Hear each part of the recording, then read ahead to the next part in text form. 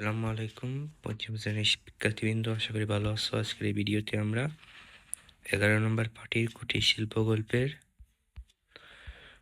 যে অনুসরণী রয়েছে, যে পৃষ্ঠাগুলো হচ্ছে 59, তারপর 60, 61 এবং 62 নং পৃষ্ঠার সমাধান দেখে নেব।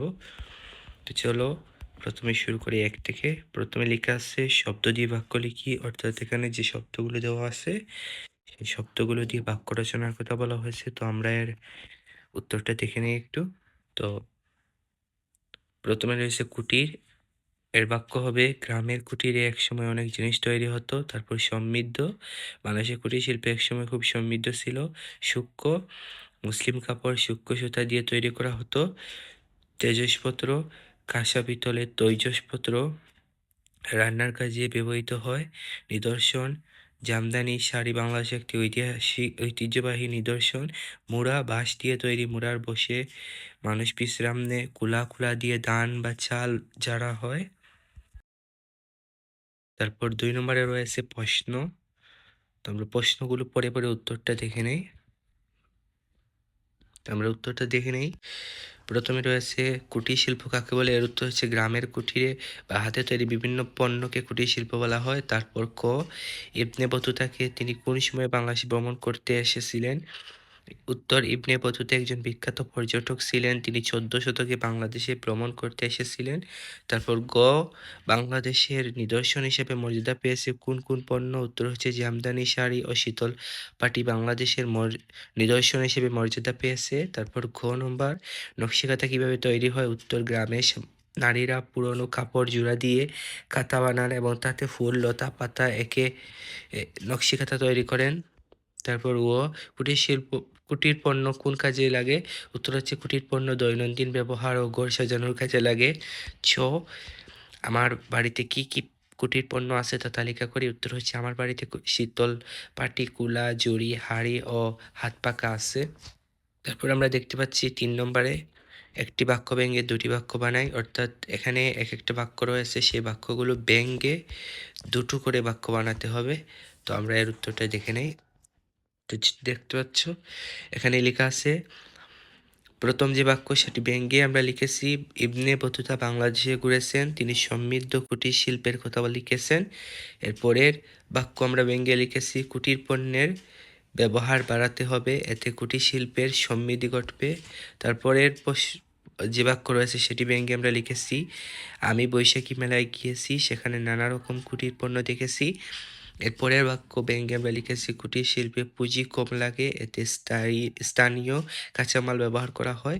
এরপরের বাক্যটি আমরা ভেঙে লিখেছি, হাত পাখাটি দামে সস্তা, তবু এটি ভালো বাতাস দেয়।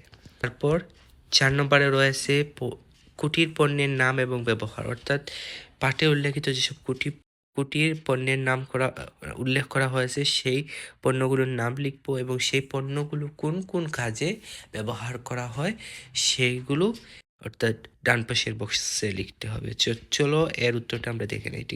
তো দেখতে পাচ্ছ এখানে লেখা আছে, তালাবাস্য পাটি এর কাজে লাগে, খাবার পরিবেশন ও ব্যবহারে, হাঁড়ি পাতিল রান্নার কাজে, কুলা চাল বা ধান জেরার কাজে, জুড়ি জিনিস রাখার কাজে, শাড়ি পরিধানের কাজে, লুঙ্গি পরিধানের কাজে, শীতলপাটি বসার আসন বা মাদুর হিসেবে, হাত পাকা গরমে শরীর শীতল করার জন্য কাজে। তারপর আমরা 5 নম্বরে দেখতে পাচ্ছি পেশার নাম লিখি। অর্থাৎ এখানে কয়েকটি বলতে গেলে এক কথায় প্রকাশের মতো কিছু দিয়েছে। যারা চাষ করে, অর্থাৎ যারা চাষ করে তাদের পেশার নাম কি, যারা মাছ ধরে তাদের পেশার নাম কি, এভাবে লেখা আছে অনেকগুলা। তো চলো আমরা এর উত্তরটা দেখে।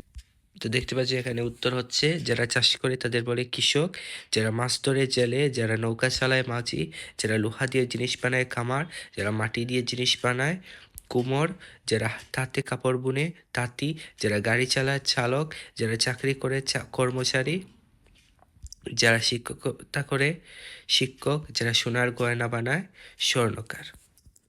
তারপর আমরা এই 6 নম্বরে দেখে নেই, কাজ বোঝায় এমন শব্দ বাছাই করে লিখি। অর্থাৎ এই অনুচ্ছেদটা পড়ে আমরা যে যে শব্দ দ্বারা কাজ বোঝায় সেই শব্দগুলো আমরা এখানে লেখার কথা বলা হয়েছে। তো আমরা একটু অনুচ্ছেদটা পড়ে নেই। নবীন তার মামা-মামীর সঙ্গে মেলায় এসেছে। এখানে কাজ কোনটা বুঝিয়েছে? তো এখানে এসেছে হবে কাজ। সে মামার হাত ধরে রেখেছে। ধরে একটা কাজ, রেখেছেও একটা কাজ। মেলায় অনেক রকম জিনিস সে দেখতে পাচ্ছে। দেখা, দেখতে এটা হচ্ছে একটা কাজ। এগুলো দেখে তার ভালো লাগছে। হঠাৎ মামি বললেন, "নবীন নাগরদোলায় চড়বে।" নবীন মাথা নাড়িয়ে সাড়া জানালো। মামা ১০ টাকা দিয়ে টিকিট কাটলেন।